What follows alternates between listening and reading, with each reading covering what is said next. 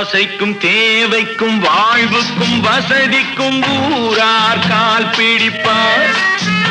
ஒரு மானமில்லை அதில் ஈனமில்லை, அவர் எப்போதும் வால் பிடிப்பார்.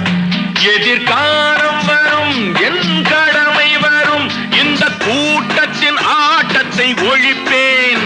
பொது நீதியிலே புது பாதையிலே வரும் நல்லோர் முகத்திலே விழிப்பேன். வரும் நல்லோர் முகத்திலே விழிப்பேன். நான்